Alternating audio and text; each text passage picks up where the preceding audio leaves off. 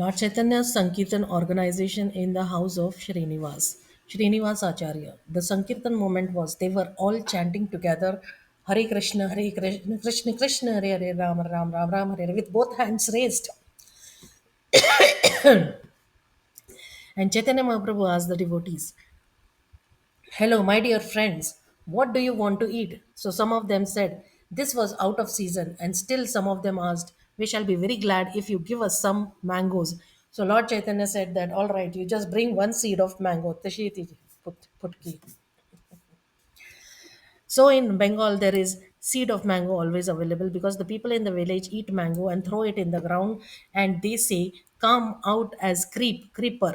So in the ground, they just throw it in the ground like that. And hole is not made or to sow the seed.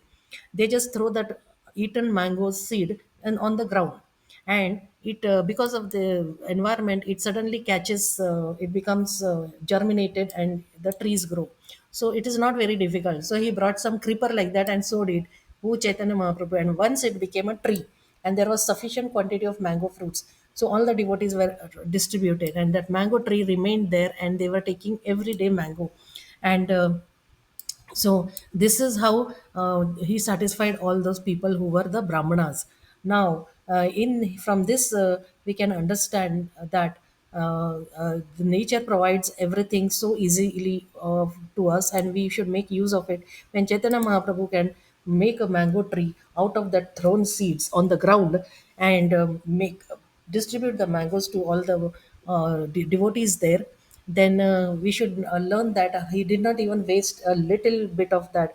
So he made use of even that mango seed. So Prabhupada, A.C. Bhaktivedanta here, his divine grace, A.C. Bhaktivedanta is explaining all this leelas one by one. And then this all is Mahaprabhu simply preached that by Sankirtan movement everything will be fulfilled. You should not do anything. So the Brahmanas and the priests, they became a little disturbed, and they did not want all this to happen. So the Hindu society, except the Brahmanas, in those days only Brahmanas were considered. In those days means even now this such people are there, but those days means those times. Those times means now also in Bengal there is an opposition in America itself. Calcutta, there's opposition in America itself. We can see that the temples, there are Hindu temples and the ISKCON temples also. They have they're facing many opposition in terms of administration management. So the GBCs come and do their job, and they try to help, and we have to make efforts in that direction. So those Brahmanas were considered the highest in the society, and the Kshatriyas and the Vaishyas, they were in the group of Shudra, and in the group of Shudras, Mahaprabhu was allowing everyone, the either high caste or low caste, and he was allowing everyone to participate in the Sankirtan movement. So these Brahmanas, that they took objection. He's making a disastrous movement. Now the Hare Krishna movement is there, and everybody is doing such a noble task of calling out to Lord, chanting, eating prasadam, cooking for the devotees, and then giving them a chance to learn cooking also. As we see in the ISKCON temple in ISKCON Cincinnati, how everybody Matajis are helping each other, and they give each other chance to cook, and by turn they give each other the facility of service by giving them the permission, and teaching them how to decide menu for some festival. And in this way they are training people so nicely.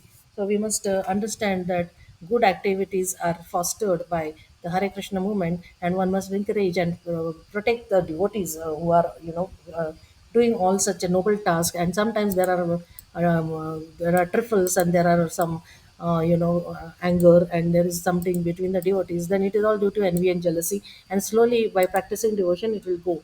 So the prestige of Brahmanas will go. So they became dissatisfied, and they concluded, "We shall go to magistrate, file the complaint. He is doing something against the Hindu religion, crying Hare Krishna loudly.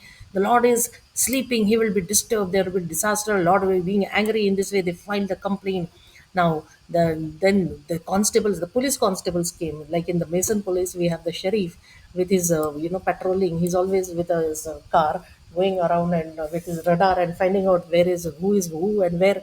So they broke this mridangas. The constables, they came during the kirtan, and they broke the mridangas, and they said, "You have disobeyed the magistrate orders. You cannot do it." So the constables, they do sometimes what is called as violence or assault. They do that.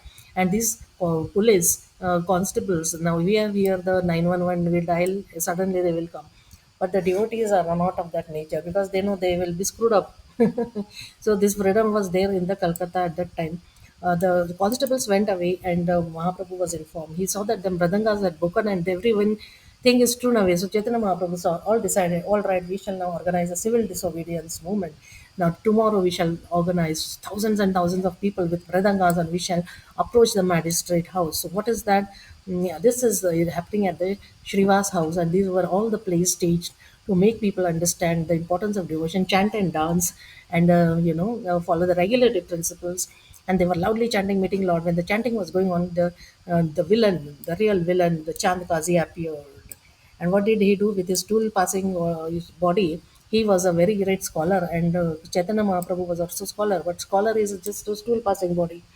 If you are too much scholar and you don't know how to deal with the common issues and the smallest of the problems where concerning human race, then what is the use of being a scholar? So this Chand Kazi with his stool passing body came to just to pacify them. He said he was very scholar, so he to pacify those devotees who were claiming to do kirtan.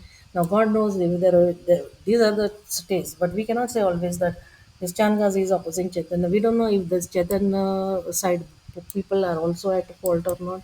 That we don't know. But in general, if somebody is doing kirtan and this act is considered as a very disturbing, so he said he called Chaitanya Mahaprabhu and he told that with some relation he was trying to relate. Now Chaitanya Mahaprabhu is Hindu.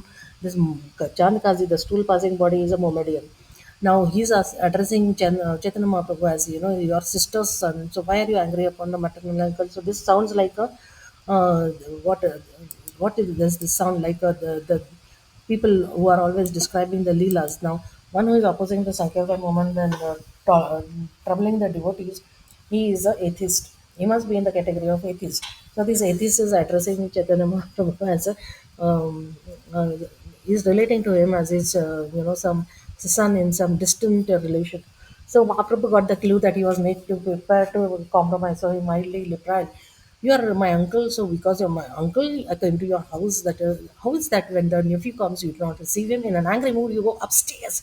So in this way, the situation was pacified. They sat together, and there were learned discussion between the two because Hindus are always now against cow killing.